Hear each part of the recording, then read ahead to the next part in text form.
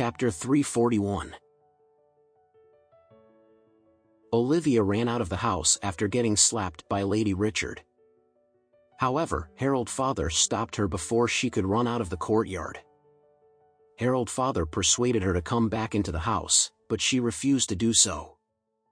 Olivia felt that the reason why she had ended up this way was because of Lady Richard. If it weren't for her, would she be in such a miserable state, then?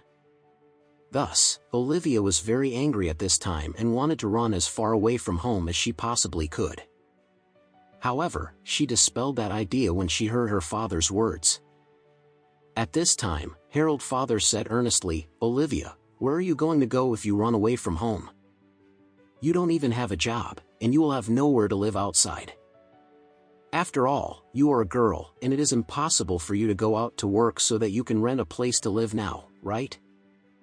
I know that your grandma is wrong, but what else can we do besides sticking to your grandmother? After all, she is still the head of the Richard family." Olivia was silent for a moment as she mulled over her father's words. Sure enough, if she decided to leave the Richard family villa, she would have nowhere else to go. Moreover, Olivia knew that she would definitely be made a laughingstock if the second young lady of the Richard family was caught wandering on the streets with nowhere to go. Therefore, she could only say aggrievedly, "Dad. Grandma is just too domineering and authoritative. I cannot tolerate her anymore. Why don't we move out?" Harold Father sighed before he said, "Move out? If we move out now, we will have nothing left. Your grandmother can only live for a few more years, at most. Once she passes away, the Richard family villa and the rest of the assets belonging to the Richard family will belong to us, then. This is our house.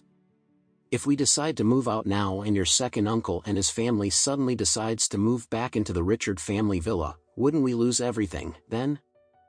We will have nothing left if that happens." Olivia came to a sudden realization when she heard this.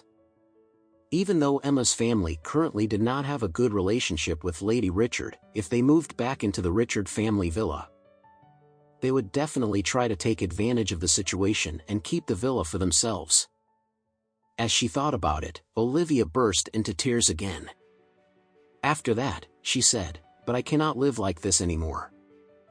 I can't stand her any longer." Harold Father had no choice but to comfort his daughter. "Don't think about it anymore. After all, we have a guest in our house now.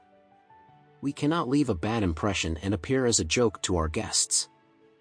After he leaves, I will give you some money so that you can travel and relax, okay?" Olivia nodded slightly as she agreed with her father's suggestion. "Okay, then."